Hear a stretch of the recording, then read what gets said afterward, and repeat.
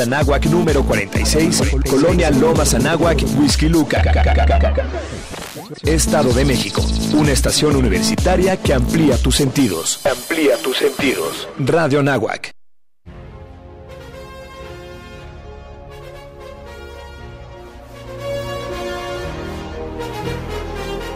Aquí, nada de lo humano nos es ajeno. Filosofía, música, literatura, arte, psicología, cultura espontánea. Un mundo por descubrir.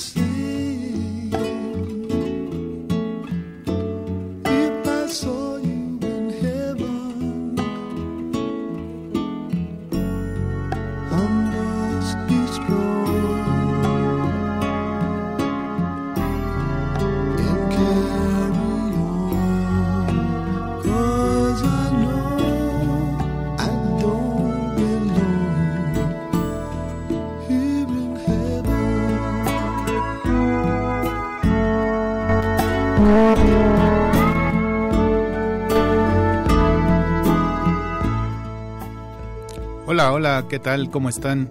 Ya estamos de vuelta aquí en su programa Cultura Espontánea, Un Mundo por Descubrir. Nuevamente es lunes, nuevamente es una emisión más de Cultura Espontánea. Les agradecemos mucho que nos estén sintonizando a través de Radio Anáhuac 1670 AM. ¿Qué tal, Gercel? ¿Cómo estás?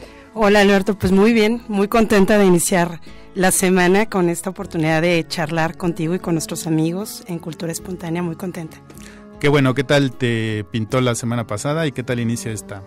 Pues ya más acostumbrada al tránsito, a todo este cambio, ¿no? Cuando entran los chicos a la escuela y también de eso nos habla el tráfico de nuestra hermosa ciudad, pero pues vamos muy contentos de arrancarlo. ¿La tuya qué tal? ¿Qué tal este inicio de semana?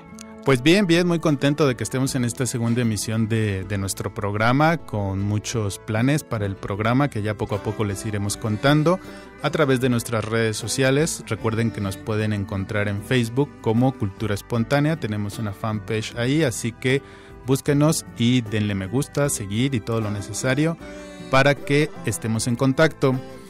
Es nuestra segunda emisión y rápidamente les recordamos que Cultura Espontánea es un programa que intenta acercar eso, precisamente temas de cultura general, temas de actualidad, temas de importancia para todos nosotros, a través de un lenguaje claro, un lenguaje ameno, un lenguaje sencillo y pues eso, de manera espontánea como nosotros lo vamos viviendo.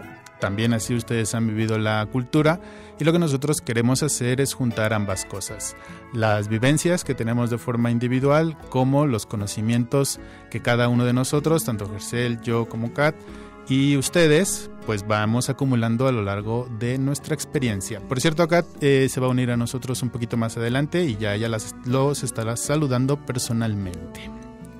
Y bueno, vamos a dar inicio con nuestro tema del día de hoy, que es un tema doble, por decirlo de esta manera, que es la muerte y el duelo. Ahorita Gercel nos va a dar una pequeña introducción, una idea general sobre lo que vamos a platicar. Lo que sí nos gustaría decirles como programa, como equipo de trabajo, es que este tema lo estamos abordando con mucho respeto hacia sus emociones, hacia sus creencias, hacia su experiencia con la muerte y con el duelo, y nosotros vamos a tratar de ofrecerles un punto de vista psicológico, filosófico, teórico, cultural, que no tiene otra intención más que ser completamente informativo. Entonces, a ver, Gercel, cuéntanos un poquito de qué va el tema del día de hoy. Pues en primera, un tema muy interesante y también en esta cuestión del topos en común que tenemos como lugar para encontrarnos. Pues efectivamente vamos a hablar de la muerte y del duelo. La muerte, sobre todo entendida, Alberto y queridos radioescuchas, como esta fase del término de algo y sobre todo como gemela de la vida. Entonces, en este proceso que es natural ante la vida, el morir, el presenciar las muertes o las pérdidas de personas pues que nos acompañan, de seres queridos, que pueden ser también mascotas, habría que pensar también en ese momento en que cómo aparece la muerte en la vida de cada uno de nosotros, porque implica una conciencia. Y esa conciencia también se tendría que hablar desde nuestra posición de humanos, Alberto, como seres históricos, ¿no? Cada uno de nosotros habría que pensarlo, pues traemos una historia desde nuestro nombre, el por qué se nos nombró así, las situaciones de vida, las experiencias, lo que ya también a nivel teatral y filosófico se llaman situaciones límite, cómo nos enfrentamos a ellas. Y una de estas primeras situaciones límite, o de las más fuertes que tiene el ser humano, es ante la conciencia del término del estado de vida. Y esto, insisto, habría que plantearlo hacia afuera, pero también hacia la propia existencia, ¿no? Que tiene un término. Entonces, una situación límite sería precisamente enfrentarte a la muerte de un ser querido, a la muerte de una mascota, a la muerte de algo que para ti tiene significado, no importa que sea una persona, un trabajo, un objeto, eso sería exactamente. La idea. Sí, la idea general de una situación límite es algo que sale y que nos pone a nuestro ser completo en una decisión. ¿Cómo vas a responderle a la vida? Y entre ello, efectivamente, puede ser la pérdida de cualquier cosa que cosa o ser o situación que para nosotros implique una importancia y determine nuestra vida. Voy a hacer un ejemplo, o poner un ejemplo muy, muy clarito y sencillo. ¿Recuerdas la película de Amores Perros? Amores Perros, sí, película mexicana, ¿no? Exactamente. Pues, ¿te acuerdas el personaje de la modelo? Esta película que tiene como 3 historias engarzadas. Hay una historia que me parece que es la tercera. Creo que es la de en medio. ¿La segunda? Sí, creo. Que es de esta modelo. Sí. ¿Y recuerdas qué situación vive ella? Sí, está buscando a su perrito que se fue a la parte de abajo del piso, por decirlo de esa manera, no sé cómo se llame técnicamente hablando, y al intentar alcanzarlo se quiebra ya una pierna, ¿no? Exactamente. En realidad el accidente es anterior por la cuestión de un accidente automovilístico. Ah, es verdad. Sí. Ese es el punto importante, pierde la salud. Sí. Y considerando su trabajo, que como modelo, pues obviamente la presencia tanto de las piernas, todo eso, y tiene un simbolismo muy grande, una carga pues efectiva y afectiva muy grande de poder, de toda esta cuestión, ahí hay una pérdida. Y es decir, yo aquí lo replantearía inclusive como la muerte de esa modelo, si no es esa mujer, si su rol social, su rol profesional ante la muerte. Esa es una situación límite. Sí, porque de hecho en la película lo que se plantea a partir de ese evento es cómo ella y su pareja se van mordiendo, por usar la metáfora del perro, se van lastimando el uno al otro precisamente porque esta mujer ha perdido su representación social, que es ser modelo, y también en esa representación social pues su vida en general, ¿no? Su vida era el modelaje, estaba en torno a ese trabajo, a esa forma de ser, y al tener ese accidente y quedar pues sin la posibilidad de caminar, entonces algo de ella se muere. Exactamente. Y poniéndolo en el contexto pues más académico, más universitario que estamos, pues a todos nos ha pasado que el Word no guardó nuestro trabajo. Claro. Y sentimos que nos morimos, ¿no? También es una pérdida en un sentido, quizás quieres tú trivial, pero finalmente en los trabajos que hacemos hay puede haber una carga emocional en ellos, ¿no? Claro, el tiempo, el esfuerzo, el deseo también, porque de pronto perdí lo que me acercaba al deseo a lo mejor de irme a descansar ya. Entonces hay que reposicionarnos, y esa es una cuestión que vamos a trabajar con el duelo. Esta oportunidad de decir, a partir de esta experiencia que no puedo controlar, que está fuera de mis manos, ¿cuál es mi situación o cómo le voy a responder a la vida? Y a partir de ello habría que considerarlo. Ustedes, queridos radioescuchas, ¿qué pérdida han tenido? ¿Han sido pérdidas simbólicas? ¿Han sido pérdidas más físicas? ¿Qué situaciones límite les han llevado de pronto a tomar una decisión de quién soy y hacia dónde voy a partir del duelo? Y entonces la pregunta sería, Alberto, ¿tú crees que podamos vivir saltándonos o evitando las situaciones límite? ¿Y te tengo que responder ahorita? Usted, no sé, es retórica la pregunta. Pues no, yo creo que no podemos evitar las situaciones límite, tanto si estamos ante ellas por azar, como esto que acabo de decir, que se va la luz antes de darle guardar a nuestro documento y ya lo perdemos completamente, o por supuesto la inevitabilidad de una enfermedad terminal de una persona, pues no podemos salirnos de esas situaciones límite. Como seres humanos siempre estaremos enfrentados a algo que nos va a cuestionar sobre el sentido de nuestra existencia, sobre el sentido de nuestra vida, sobre lo que estamos haciendo para estar cerca o lejos de las personas que queremos o de las cosas que queremos. Pero no sé si esto lo hable de alguna manera la psicología que tú manejas muy bien. Lo que sí creo es que los seres humanos podemos ponernos una máscara ante las situaciones límites, poner una barrera ante las situaciones límites y tratar de no enfrentarlas por el más tiempo posible que nos sea. Es decir, a lo mejor nos encerramos en el trabajo, a lo mejor nos encerramos en algún hobby, o imagino que podríamos utilizar las drogas como también un medio de evitar esas situaciones límite. Pero qué interesante, porque hay que hacer algo con estas situaciones límite, es el punto. Y creo que acabas de poner muchos ejemplos y viene de la mano con la canción que estamos, con la que hemos iniciado el programa y que también nos está sirviendo de fondo. Pues imagínense esa situación, ¿no? O sea, Tears in Heaven, en donde pues Eric Clapton y Will Jennings pues nos llevan a través de esta letra a esta situación de tener un hijo. Digo, muchos de nuestros radioescuchas son muy jóvenes, pero empáticamente hacer este ejercicio de un hijo muerto a los 4 años, esta situación de poder replantear qué hacer con esta vivencia. Y hay que trabajar culpa, hay que trabajar el dolor, hay que trabajar muchas cuestiones, y tenemos este resultado que es una canción que yo creo que dice demasiado, ¿no? Independientemente de la letra, a cada ritmo va uno notando este sentimiento que tiene un padre pues en esta pérdida, y que es una pregunta que desde la cuestión literaria siempre se hace, ¿no? Si es huérfano el que pierde el padre, ¿cómo se llama aquel que pierde un hijo? Entonces, retomar estas vivencias que de pronto parecen demasiado llenas de soledad, pero que al mismo tiempo pueden ser un tema tan en común desde nuestras vivencias humanas.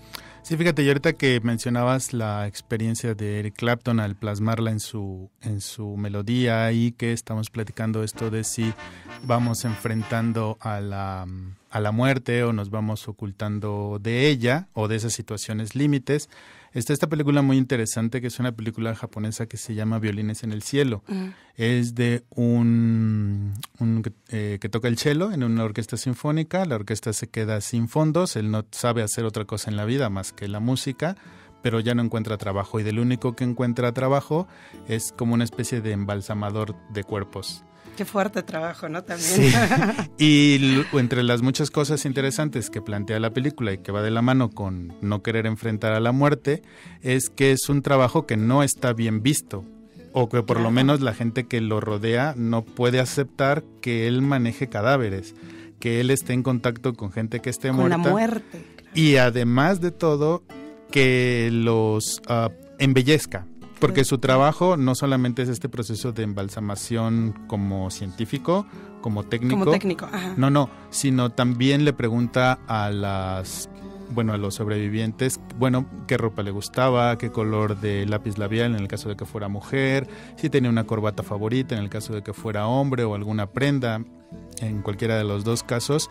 Y entonces esta persona trataba como de reconfigurar el cuerpo de la persona muerta de tal manera que quienes lo estuvieran viendo pues lo recordaran en su mejor versión. Qué bello. Y entonces, además de este proceso de que él tiene que aceptar también el trabajo, su situación límite de que ya no puede hacer otra cosa en la vida, esto es lo que hay ahorita. Y entonces él tiene dos opciones, ¿no? El rechazo al trabajo, el rechazo a lo que está haciendo, y pues deprimirse o aventarse al río, qué sé yo. A la parte negra y oscura, ¿no? Claro. O aceptar lo que está haciendo como un trabajo hasta cierto punto normal, cotidiano, porque hay alguien que se tiene que encargar de los cuerpos, pero también como un trabajo que le va a ayudar a otras personas quizá a sanar por un momento, una situación límite. Porque cuando él se da cuenta que esto es más importante que solamente vestir un cadáver, de lo que se da cuenta es eso, que su trabajo también es consolar a los sobrevivientes, que su trabajo también es darle hasta cierto punto un poquito de esperanza, ¿no? Continuidad a esa relación.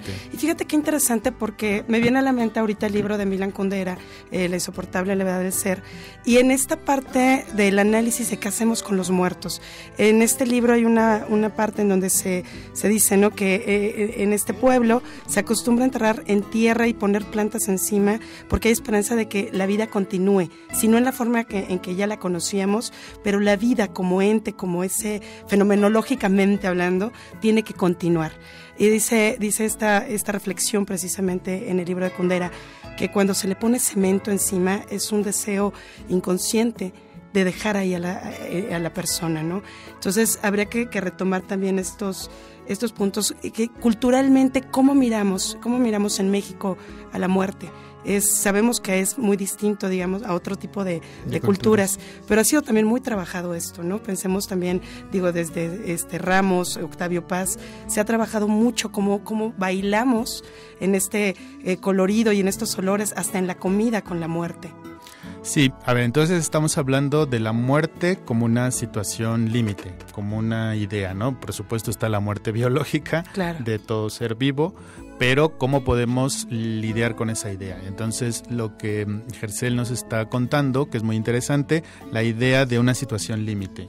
La muerte como una situación límite, estamos ante un evento que nos sobrepasa, ante un evento del cual no tenemos control, y la pregunta es, ¿qué vamos a hacer frente a ese evento del cual no tenemos control? ¿Cómo respondemos a la muerte? Y bueno, una idea, ligándolo con lo que dijiste de lo mexicano, pues una idea básica que tenemos ya como parte de nuestra cultura es que nosotros respondemos con fiesta. Exactamente. Nosotros respondemos con alegría, respondemos con aquello que le gustaba a la persona que falleció y que por supuesto pues también nos gusta a nosotros, y esa es una peculiaridad de nuestra cultura, el hecho de responder sí con mucho dolor, sí con mucha tristeza, pero al final de este proceso hay un cierto toque de alegría. No sé si hayas escuchado esta canción de Chava Flores que se llama El velorio de... Ahorita que volvemos del corte les digo el título exacto, pero es justo eso, describe cómo están velando a una persona que acaba de morir. Al principio todo es tristeza y la gente que llora y tal, y luego poco a poco eso se va convirtiendo en una fiesta, claro, a tal punto que incluso se ponen a jugar baraja y tal, a tal punto que la viuda pierde el cuerpo y la caja en la baraja. Pero es cierto, inclusive habría que platicar y pedirle pues a quien nos esté escuchando y que tenga el dato exacto, pues cuáles son las costumbres que en México tenemos para acercarnos a la muerte. Pensaba yo en el mole, o sea, el mole tiene muchísimo sentido ante una tragedia por lo amargo, por el sabor tan específico, y hay una cuestión bien interesante. Yo platicamos el otro día en el programa anterior que pues tuve la oportunidad de vivir en Oaxaca un tiempo y quisiera compartirles la manera en la que se viven los velorios ahí. A mí me parece maravilloso porque son comilonas enormes realmente, son todos los días estar acompañando a la familia, pero aparte es una oportunidad de pensar en otras cosas, de atender, que también hay que ver eso, cómo resuelve el duelo, ¿no? Cómo se procesa esta pérdida. Sí, también eso es interesante porque ahí hay una socialización. Es decir, lo que hay es una idea de que el dolor debe ser compartido para poder superarse, pero que también ese proceso de superación que va a pasar por una alegría debe ser compartido. Exactamente. Bueno, pues Alberto, vamos entonces a seguir abordando esto en el siguiente bloque. Ahorita vamos a ir a unos cortes comerciales y los invitamos, por favor, a que nos compartan qué les viene a la mente con esto de las experiencias límite, qué obras literarias también se les ocurre que tienen relación al tema de hoy, o qué canciones, y sobre todo, ¿qué opinan ustedes? Eso nos interesa muchísimo, pues para poder abordar más y pues profundamente ese tema tan importante como es la muerte y el duelo, Alberto. Sí, recuerden que estamos en Cultura Espontánea y pasamos todos los lunes de 12 a 1 aquí en Radio Náhuac 1670 AM. Amplía tus sentidos.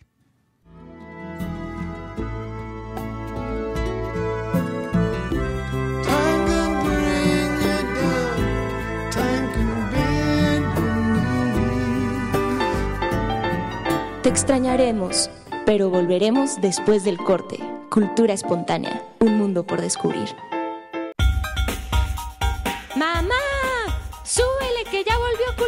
espontánea. Un mundo por descubrir.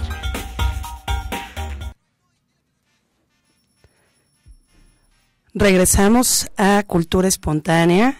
Los estamos aquí junto a ustedes en Radio Anáhuac 1670 AM, Amplía tus sentidos. Y es un gusto para nosotros retomar el tema tan interesante del día de hoy, la muerte y el duelo. Hemos platicado en el bloque anterior, queridos amigos, pues un poco qué significa esto de la muerte con tanto simbolismo a nivel cultural, sobre todo aquí en México, la manera que tenemos de celebrarla, de vivir, bailar y comer con ella, hasta lo que tiene que ver con las situaciones límite, como estos hechos irrenunciables a la vida, que tiene que ver con pérdidas, con situaciones dolorosas, o simplemente con aquello que nos invita a tomar una decisión. Y esta decisión es precisamente la manera en la que le respondemos a la vida, y que tiene que ver con la manera en que encontramos este sentido de vida. ¿Qué tal, Alberto? Entonces, ¿cómo vamos con este tema? Tú dinos, a nivel filosófico, ¿qué encontramos con esta posición de la muerte y el ser humano? Bueno, uno de los filósofos que más se menciona cuando se habla de la muerte es el filósofo alemán Martin Heidegger. Claro. Él escribió una obra que se llama Ser y Tiempo, claro, que es una obra bastante larga y luego no se entienden muchos pasajes porque luego los filósofos quieren hacerlos muy inteligentes, poniendo pasajes que no se pueden leer, pero la idea principal que Heidegger nos propone en esta obra, en Ser y Tiempo, es que la muerte se presenta en el ahora de la vida del ser humano. Okay. La muerte no es un evento que va a suceder después, la muerte no es un evento que ya sucedió, sino la muerte es un evento que está presente, porque la idea es que los seres humanos estamos arrojados a la muerte. Cuando nacemos, a lo que venimos es a morir. Es tu origen y es tu destino, digamos. Sí, porque como lo que hay, por decirlo de esa manera, lo que él dice, que lo que hay es la muerte, ¿no? Nosotros construimos un sentido y ese sentido varía de acuerdo a cada persona, de acuerdo a cada cultura, pero lo que hay, a lo que venimos, ¿lo que es seguro? Es a morir. Okay. Y que de nosotros depende, por supuesto, qué sentido le vamos a construir a la vida, pero lo que es verdad y que a lo mejor no nos damos cuenta de manera explícita, pero que sí lo vivimos, es que al asumir la idea de la muerte como nuestro destino, podemos asumir también la idea de la libertad. Es decir, podemos ser capaces de crear ese sentido. Como decíamos hace un momento, nosotros nos podemos encontrar en situaciones límite que no podemos controlar o que simplemente llegamos ahí por azar, pero eso nos revela desde su punto de vista precisamente la libertad que tenemos para construir nuestro sentido, para ir dándole forma a nuestra vida, de tal manera que cuando llegue la muerte, esta no nos sorprenda, porque de alguna manera ya le hemos dado un sentido propio a nuestra vida a través de la libertad, a través de esta experiencia liberadora que es asumir la muerte como un hecho presente. Porque una de las cosas que sucede mucho en la práctica cotidiana es que las personas nos quedamos estancados en el sentimiento negativo de la pérdida, ¿no? Claro. Nos quedamos con esa idea y esa emoción pues nos va corroyendo un poco por dentro y no somos capaces de ver cuál sería una salida para esa emoción. Entonces lo que él propone es la idea de que en el momento en que nos damos cuenta que la muerte está siempre presente, está en el ahora, lo que podemos asumir es la idea de la libertad. Porque, bueno, pues si la muerte nos acompaña, lo que mejor podemos hacer es vivir. Claro. Fíjate qué interesante porque tiene que ver precisamente con los apegos. Y que esta cuestión influye mucho en cómo vivimos estas pérdidas, este duelo. Cuando tenemos este apego tan profundo o que no son sanos estos apegos, porque recordemos el apego visto como un elemento clave en la vida para poder sobrevivir, para crear cuestiones entre un individuo y un grupo o entre dos individuos, tienen un fin social y biológico también. Claro. Pero cuando uno no está preparado para vivir pues estos apegos de manera sana, de pronto es cuando hablamos a lo mejor hasta de un duelo crónico, que tiene que ver con el no poder asumir esta libertad, porque siempre dependo de la presencia de alguien o de algo. Y el hecho que aquí retomaríamos, digamos, de toda esta parte de Heidegger, sería el cómo el saberme en ausencia o en falta, digamos como sujeto escindido desde el psicoanálisis, en este sujeto que siempre va a tener una falta, voy a poder tener una visión o una respuesta más clara de esta pérdida, que es pues sí, tengo que procesar un apego, ¿no? Fíjate que esta cuestión de los apegos creo que es crucial con el tema de la muerte, porque, bueno, por supuesto es crucial el tema de la muerte, más vida, más duelo, pero de nuevo, pareciera ser como que siempre es un proceso externo o como que no nos está pasando a nosotros. Pero el apego es un tema clave porque le tenemos apego a muchas cosas. Totalmente. Le tenemos apego a las cosas materiales, a las cosas espirituales, a las emociones, a las personas. A las ideas sobre nosotros, a las ideas sobre las personas. Y entonces creo que podemos hablar un poquito del apego más adelante que hablemos del duelo, porque eso nos puede ayudar como a vislumbrar quizá algún punto de salida para las emociones negativas de la muerte. Pero justo en la construcción de los apegos yo quiero contarles y contarte a ti, Hercel, esta posición radical de otro filósofo alemán que es Nietzsche, porque él justo vio en el centro del problema esta idea de los apegos. Fíjate qué tan radical era su pensamiento, que él decía que la filosofía es un empeño por engañar a la muerte. Y no solamente la filosofía, claro, sino también la ciencia, la literatura, porque ¿qué es lo que hacen? Crear ideas, crear conceptos. Trascender. Exactamente. Que lo que buscan es trascender la experiencia individual. Claro. Por ejemplo, el concepto de universo, el concepto de espíritu, el concepto de yo, el mismo concepto de el yo, es un concepto que lo que intenta hacer es trascender la experiencia individual y pasar así como de generación en generación y creer que en ese concepto, pues nosotros como personas individuales vamos a seguir viviendo. Entonces, para él lo que hace la filosofía y la cultura occidental en general es hacernos olvidar que somos seres finitos, porque nos están prometiendo una inmortalidad que en realidad es falsa. Y fíjate que una de las cosas que yo creo que esta tesis tiene cierta validez, tiene cierta verdad, es que en esto que estábamos hablando acerca de los ritos de socialización de la muerte, hay en esos mismos ritos un apego a la persona que se acaba de ir. Entonces no sé hasta dónde esos ritos que se supone que son como parte del proceso de duelo, en realidad nos estén apegando a esa persona que ya se fue. Y también a qué parte de la persona, es al cuerpo. Estaba pensando ahorita que hablabas de Nietzsche, en la obra Antígona, ¿no? Uh-huh. Este derecho a enterrar el cuerpo del hermano y decir, bueno, el duelo hacia dónde va, hacia la experiencia que tuve, hacia lo que no volveré a tener, o estoy realmente viviendo esta parte de este proceso físico del despedirme. Y cómo se hace, y eso me lleva inclusive a si tenemos, y que yo estoy segura que sí, quien nos está escuchando y se dedica al complicado mundo de las leyes, que nos pueda comunicar también y compartir estos datos, a lo mejor, qué tan bueno es el mexicano para considerar todo esto de los testamentos, de los seguros de vida. Son cuestiones bien interesantes y que de pronto pues uno lo lleva ya a decisiones de vida. Platicaba el otro día con un amigo que me decía, es que yo dejé dicho que no me pueden poner los zapatos café. ¿Y por qué no? No, porque no me sientan bien, no me son cómodos. Entonces uno dice, bueno, pues ya no vas a estar consciente de ello, ¿no? Pero también este proceso que uno tiene con el propio cuerpo. ¿Qué quieres tú ya pensaste, Alberto? ¿Qué ropa te vas a usar para esa? Mira, yo planeo mi ropa para toda la semana desde el domingo. Entonces supongo que ahora me pondré a pensar en eso ya que me has dejado esa tarea. Pero no, yo creo que pues muy pocas personas tenemos como ese momento para pensar qué ropa con qué ropa queremos que nos entierren o qué ropa nos cremen, definitivamente no quieres, ¿no? Con qué ropa no. ¿Por qué muchos no hacemos eso? Creo yo que es por otra vez la idea de los apegos.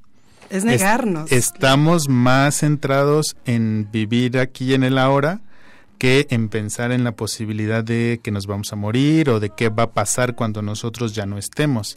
Y fíjate que eso que ahorita lo estamos diciendo así un poquito en serio, un poquito en broma, lo voy a volver a conectar con Nietzsche, porque lo que él nos diría es que justo porque estamos más centrados en el aquí y en el ahora, en las obras, en los objetos que estamos tratando de dejar para otros, nos estamos olvidando de vivir.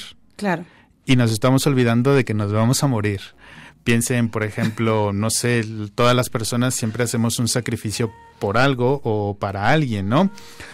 Voy a trabajar un poquito más, o voy a tratar de ganar un mejor sueldo, o me voy a educar para dejarle a tal o cual persona unas ideas, unos valores positivos, unas ideas que le sirvan para la vida.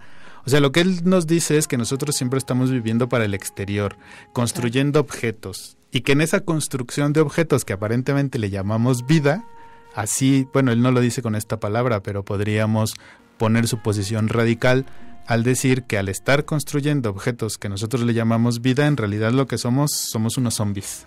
Claro. Porque estamos como moviéndonos, estamos como actuando, pero no estamos viviendo. Porque siempre estamos construyendo hacia el exterior. Claro. Entonces la muerte se convierte paradójicamente en algo que se vive. O sea, produzco experiencias hacia afuera, hacia el entorno, en vez de concientizar, digamos, estas experiencias sensitivas. Exacto. Internas. Fíjate, y esto me lleva a esta frase del poeta Jaime Sabines Chepaneco, que es, bueno, me encanta, ¿no? Alguien me habló todos los días de mi vida, al oído, despacio, lentamente, y me dijo, vive, vive, vive. Era la muerte.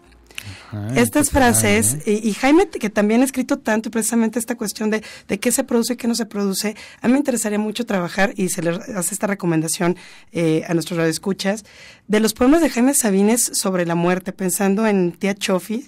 Bueno, es que Jaime Sabines era un iluminado, si no lo han leído. Pues... Pero fíjate, ¿cómo trabaja este poema de la Tía Chofis desde una posición tan hasta tierna, diría yo, uh-huh. Y por el otro lado, algo sobre la muerte del mayor Sabines, okay. El padre, ¿no? Estas dos posiciones entre la muerte, en donde también el papel de quien está escribiendo, del doliente, cambia.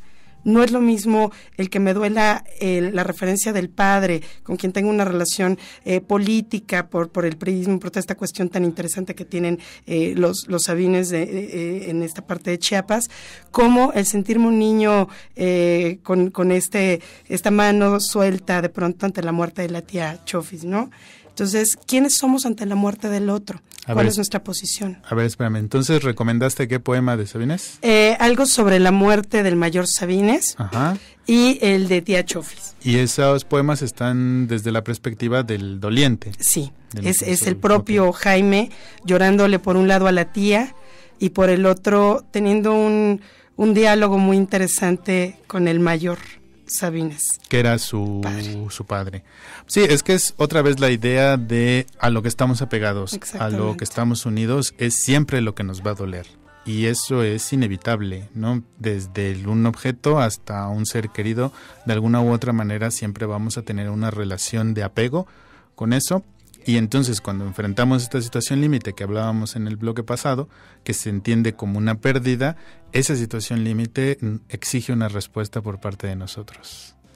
Y a veces esa respuesta puede ser de enmascaramiento, a veces esa respuesta puede ser de euforia, de enojo, de resistencia. Y aquí lo interesante también es que ¿de dónde vendrá esta respuesta?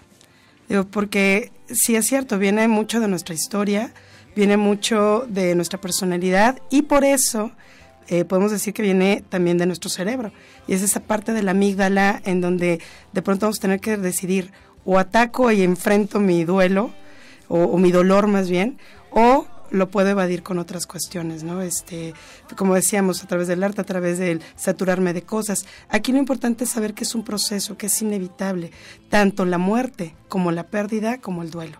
O sea, son procesos que nos llevan a vivir la vida y a ser conscientes de eso que mencionabas, ¿no? A sentirme vivo. Y fíjate que otra cosa que, bueno, hemos hecho implícito por lo que hemos estado comentando, pero que ahora viene bien comentarlo de manera directa. Es decir, hablamos de las situaciones límites como algo de que ¡pum!, de pronto pasó. Pero ¿qué tal cuando esa situación límite se va presentando de manera prolongada? Se anuncia. Ajá, como un camino inevitable que uno va a recorrer. Porque acabo de recordar ahorita que decíamos de las diferentes formas de irlo tomando, esta película de Alejandro Amenábar que se llama Mar Adentro. Ay, claro. Está este personaje que además, bueno, fue un caso real de Ramón Sampedro, quien es cuadrapléjico y que en algún momento de su vida se plantea la idea de que el mejor pues ya se quiere morir, porque la vida que está viviendo no es vida. Y lo que más me gusta a mí de esa película es que no se centra en ese tema. Bueno, sí hay un poquito, pero para mí lo más importante es cómo retrata a las personas que están a su alrededor. Claro. Y cómo cada una de ellas va teniendo un proceso de aceptación o de negación totalmente diferente a la otra. Está su hermano, su cuñada, su sobrino, su papá, sí, sus enfermeras, su abogada, y cada uno de ellos va mostrando una actitud diferente hacia la muerte o hacia la posible muerte de esta persona. Y cómo lo interesante es eso, es que es un proceso en el cual se va a ir dando esta situación de que si sí va a morir o si va a seguir viviendo, pero lo padre es cómo vemos las emociones y las ideas de cada uno de los personajes. Entonces también eso es interesante de ir como pensando en el proceso en el que se va dando la muerte, ¿no? Como decíamos hace un momento, parece ser que es algo que llegó de manera repentina, pero no.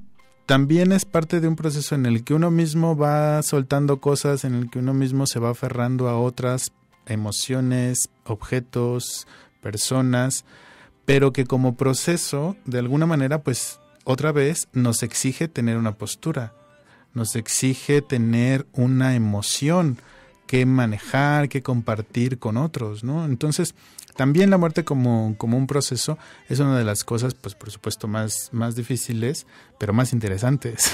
Así es, y sobre todo porque, como bien dices, te permite hacer esta autorreflexión. ¿Qué tan preparado estoy para soltar? Y soltar todo lo que tenga que ver, ¿no? Perdemos diariamente muchas cosas, muchas situaciones, el cerrar un ciclo académico, el cerrar un ciclo laboral, todas estas cuestiones, insisto, perder un objeto, de pronto todo este simbolismo, esto significante que puede tener ese objeto, implica una pérdida.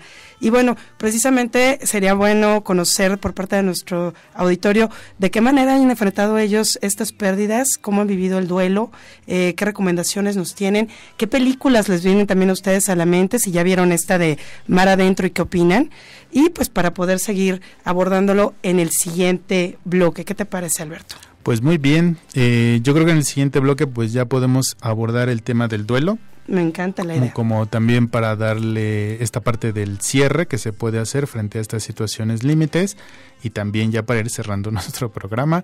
Así que no se despeguen, por favor, volvemos en unos pocos minutos. Estamos en Cultura Espontánea, Radio Anáhuac 1670 AM, amplía tus sentidos.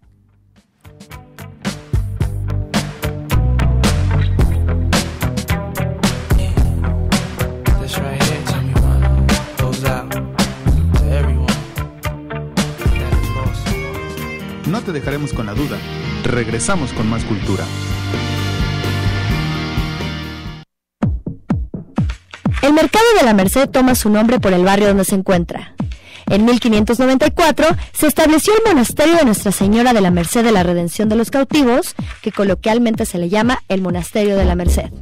En los años 30 del siglo XX, la Merced acogió a numerosos inmigrantes procedentes del campo, dándoles hogar y trabajo en su mercado. Para la década de los 50, el antiguo mercado fue demolido y en 1957 fue construido con el diseño del arquitecto Enrique del Moral, el nuevo mercado de la Merced, al costado oriente de Avenida Anillo de Circunvalación. A partir de entonces, la Merced se constituyó como el principal mercado de productos perecederos del país, hasta la construcción de la actual central de abasto. La antigüedad del barrio ha propiciado la creación de numerosas leyendas como la de Doña Esperanza Goyeneche de Ruiz García, cuya figura, dicen, apareció en algunos callejones después de su muerte, ocurrida en trágicas condiciones. Este corte se acabó, pero la cultura no. Seguimos en Cultura Espontánea. Y estamos de vuelta aquí en su programa Cultura Espontánea, un mundo por descubrir, a través de Radio Anáhuac 1670 AM. Recuerden que estamos todos los lunes de 12 a 1 de la tarde para que le digan a sus amigos, a sus vecinos, a su esposo, a su esposa, a sus hijos y a todos sus parientes que nos oigan y que nos sintonicen. También nos pueden sintonizar a través de internet, así que pretexto no hay, para que no nos escuchen, por supuesto. Y el día de hoy estamos tratando el tema de la muerte y el tema del duelo, que es justo de lo que vamos a hablar en este tercer bloque, no sin antes recordarles que manejamos la idea de la muerte como una metáfora, como una situación límite, como algo que como una pérdida que nos exige tomar una postura, tomar una emoción o no hacerlo, quizá poner una barrera o una máscara frente a esa situación límite. Ambas opciones, cada quien las vamos viviendo, las vamos enfrentando como lo hayamos decidido, pero finalmente son temas interesantes que se pueden abordar desde una perspectiva psicológica, filosófica, cultural y demás. Entonces, ¿cómo ves, Gercel? ¿Nos seguimos con esto? Por supuesto, teníamos ahí pendiente también el tema filosófico, algo muy interesante, Alberto. Sí, pues bueno, para entrar ya un poco en el tema del duelo, del cual nos vas a hacer unas muy interesantes recomendaciones en un momento, yo les quiero contar de la filosofía de los estoicos. Los estoicos son un grupo de filósofos, entre los más conocidos está Marco Aurelio, Séneca y Epicteto. Y si bien es una filosofía que un poquito se ha perdido porque es más una experiencia de vida que un conjunto de teorías y de libros escritos, tiene una muy buena postura frente al tema que nosotros estamos tratando.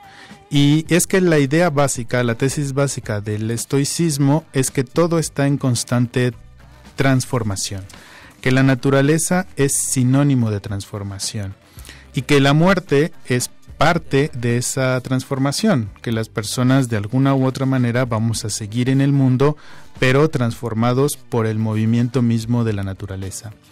Esta tesis básica de que todo está en transformación abre, por supuesto, algunas cuestiones éticas sobre cómo conviene actuar durante la vida, cómo asumir las alegrías, cómo asumir las penas. Si partimos del hecho básico de que nosotros vamos a desaparecer, que nos vamos a transformar en otra cosa, pues por supuesto lo más importante, una actitud ética, debe ser la de serenar el ánimo, estar tranquilos frente a ese suceso inevitable. Entonces la ética estoica nos diría que lo más importante es cultivar algunas virtudes como pueden ser la de la templanza, como pueden ser la de la fortaleza, la sabiduría, la tranquilidad frente al hecho de la muerte, que es inevitable, al cual eventualmente vamos a llegar. Y que debemos dejar de lado precisamente la idea de los apegos. Debemos dejar de lado la idea de esta falsa inmortalidad que, de acuerdo con Nietzsche, pues nos vende la cultura espontánea, y asumir la vida y la muerte como un proceso de transformación, y asumir nuestra propia vida como este proceso de construcción de sentido. Entonces, para los estoicos lo más importante es este reconocimiento de que la muerte no es el fin de algo, sino la transformación, en este caso pues de nuestro cuerpo, de nuestra conciencia, y que entonces lo más importante es reflexionar en qué nos queremos transformar, por supuesto de una manera metafórica, ¿no? Es decir, claro. en dónde queremos que nuestras ideas fluyan, en dónde queremos que nuestro ejemplo perviva, en dónde queremos que nuestro recuerdo esté en las personas. Para ellos eso es lo más importante, ¿no? Claro, y la fortaleza del carácter. Creo que también la cuestión espiritual es muy rescatable aquí, porque efectivamente es qué respuesta entrego a estas situaciones. Y por eso yo creo que esta posición estoica va muy de la mano con la recomendación que tenemos de autores especialistas en el tema de muerte y duelo. Y quiero compartirles, Alberto, pues la obra de Elizabeth Kubler-Ross, que precisamente mucho del trabajo de tanatología que tenemos, pues ya muy desarrolladas por la doctora Kubler-Ross, precisamente porque la tanatología es esta disciplina que puede acompañar o nos puede apoyar para estos procesos de pérdida y de duelo. Entonces, pues es a partir de las obras de Elizabeth, que ha trabajado con muchos enfermos terminales, que podemos conocer un poquito más. Y me llamaba la atención por el tipo de títulos. Tenemos libros, por ejemplo, de Kübler-Ross, como es Carta para un niño con cáncer, que es un tema bastante difícil, pero pues muy bien llevado por Elizabeth, que precisamente a partir de este acercamiento, esta experiencia muy humana que tiene con un niño de 10 años con esta enfermedad, es que puede realizar un texto sencillo y bellísimo, muy recomendable. Y también, bueno, tenemos el libro de la Rueda de la Vida. Yo creo que es de los principales que podríamos abordar para conocer un poco más sobre este tema, y sobre todo en la visión de la muerte como parte del proceso, como dices, de la vida, del estar conscientes de nuestro término. Y eso nos lleva precisamente a poder adentrarnos en otros temas que sobre todo yo creo que el cine los ha abordado mucho, ¿no crees, Alberto? Pues sí, sin duda el tema del duelo y del proceso de pérdida pues está bastante abordado en muchas obras cinematográficas. Seguro nuestro auditorio en este momento estará pensando en alguna película que haya visto con ese tema. Pero fíjate que ahorita que estabas hablando de esta recomendación literaria, a mí me vino a la mente Pedro Páramo, claro, Juan Rulfo. Sí. Seguro nos van a colgar más especialistas los que son más especialistas en literatura que nosotros, pero de alguna manera Pedro Páramo también nos habla de un proceso de duelo fallido. Claro. Porque el protagonista se supone que va a buscar a su padre, y lo va a buscar porque supone que está vivo, pero cuando llega a Comala, pues se va dando cuenta que su padre ya murió. Y entonces, cómo él tiene que reconstruir su propia historia familiar para saber quién es a través del recuerdo de un muerto. Y justo ese proceso como de duelo, como de cierre de su historia personal, de su historia familiar, porque es su mamá quien le pide que vaya a buscarlo, ¿no? Claro. Y que además que le exija lo que les corresponde, le dice que nos dé lo que nos corresponde. Y entonces cuando él llega a Comala y le dicen que su papá está muerto, entonces ahí es un giro completamente diferente en cuanto a lo que uno esperaba, ¿no? Porque uno espera que sea una historia como de venganza, como de confrontamiento entre el padre y el hijo, pero Pedro Páramo ya está muerto. Y entonces, ¿qué tiene que hacer este personaje que es su hijo con esa información? ¿Cómo va a exigirle lo que su mamá le hizo prometer en lecho de muerte? ¿Cómo va a reconciliarse consigo mismo y con todo su historia familiar? ¿O no lo va a poder hacer? Porque es probable que Pedro Páramo no sea el único muerto en esa novela. Exactamente, ¿no? Desde qué discursos, desde quiénes, desde la voz de quiénes, a veces tienes que restablecer tu vida, volver a tomar camino. Y eso nos lleva también, pensando ahorita en esta parte de lo que hace en Comala, en lo que este entretejido de historias empieza a tomar mucha vida de entre los muertos. Habría que pensar también en las fases del duelo. El duelo entendido, Alberto, así como un proceso de reacciones psíquicas que obviamente también llevan situaciones biológicas, físicas, pues tiene también etapas. Y pensando también, en esta situación de cuáles son estas etapas que se pueden retomar en Comala, pensaba en la película un poquito Antes de partir. Sí, claro. Creo que ahí inclusive, Freeman, ¿no? Exactamente, se mencionan y aparte están muy claras, se las voy a ir como comentando para irlas abordando y ya veremos si nos remiten a Comala o a lo mejor esta película. Tenemos la fase del impacto y la negación, que es prácticamente cuando nos enteramos de esta situación de pérdida y automáticamente es el no. Generalmente de manera física reaccionamos con llanto, la respiración pues es agitada, sentimos debilidad muscular, es como el momento del shock, cuando nos enfrentamos a ese golpe y pues tanto física como psíquicamente reaccionamos. La segunda fase es ya la conciencia de la pérdida o bien de desorganización. Aquí vamos estando un poquito más conscientes, vamos tratando de aceptar una nueva situación, pero también sentimos una gran ansiedad, que de pronto es de ya voy entendiendo lo que está ocurriendo, pero me haría muy bien regresar y tocar firme y ver que no es determinante lo que está pasando. La tercera fase es la de conservación o retraimiento, y esta tiene que ver con el aislamiento, cuando nos sentimos impacientes, hay fatiga, tiene que ver con algunos elementos más de depresión, hay una sensación de estar débil, y se empieza a tener un pensamiento obsesivo, está repasando y repasando las situaciones. Esto es sumamente doloroso y es una parte de mucho peligro, porque el estar regresando y regresando, de pronto se nos puede salir del control.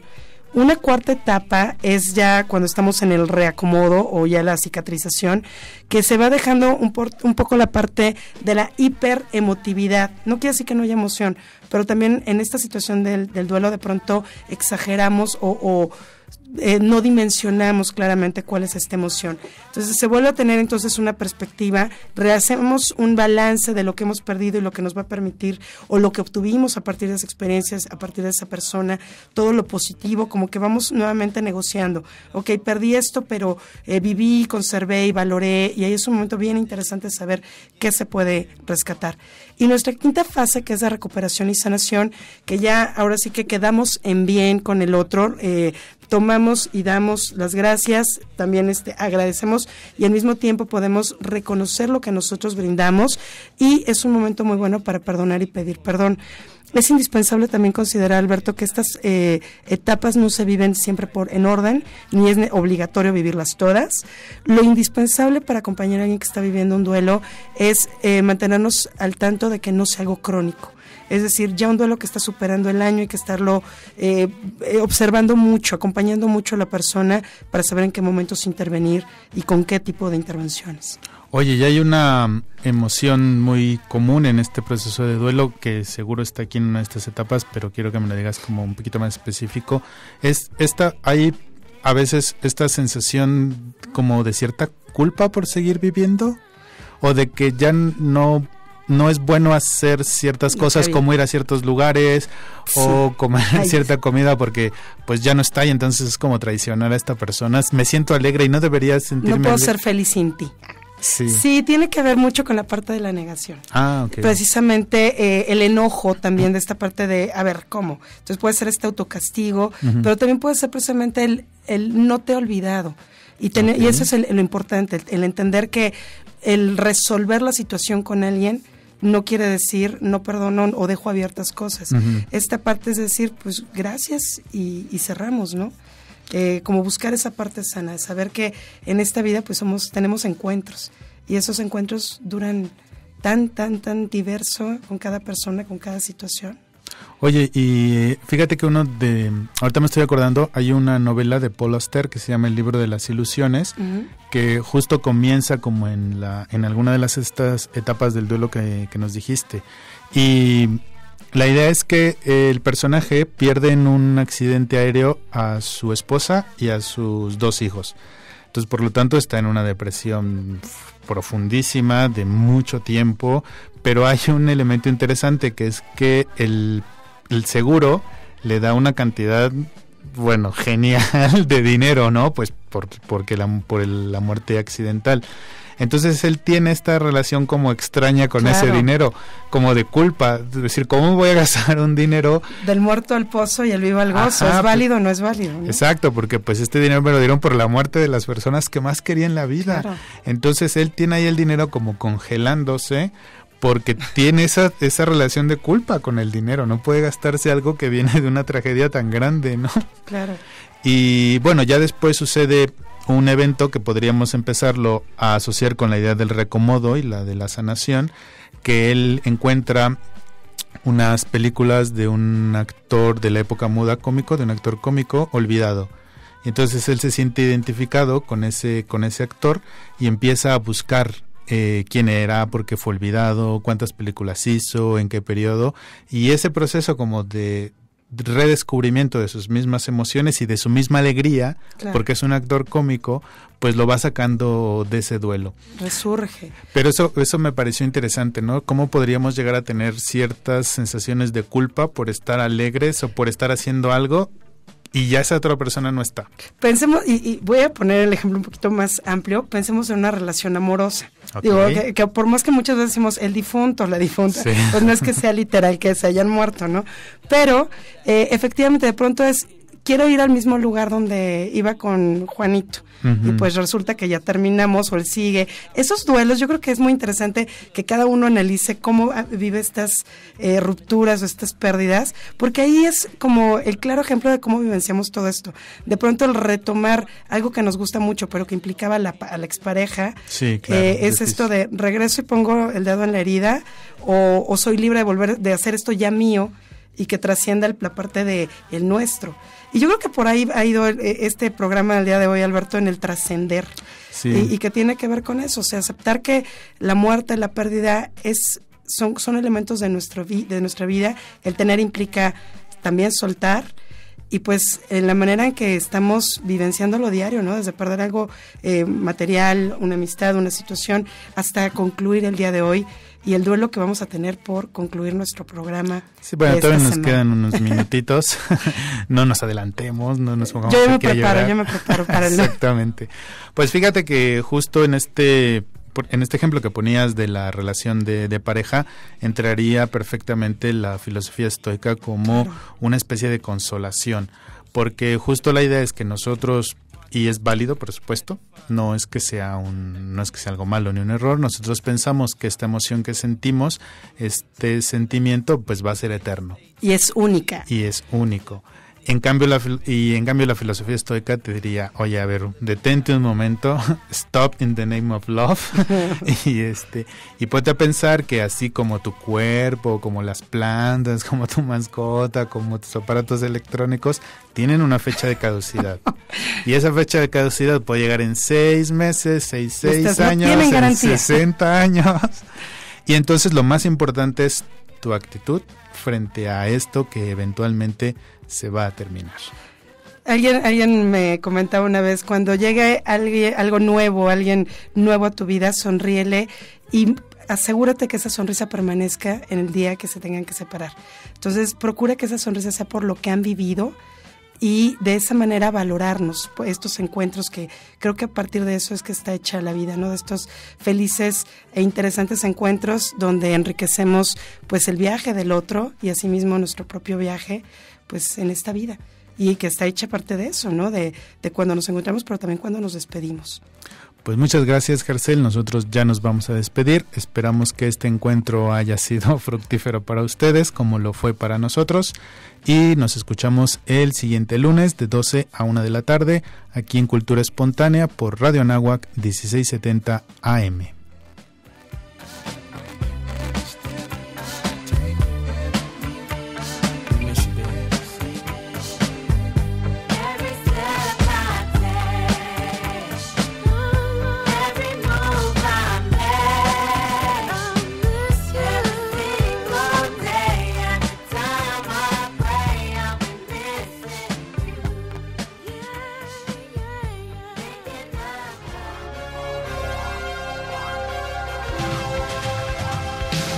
Un comienzo no desaparece nunca, ni siquiera con un final. Harry Mulisch.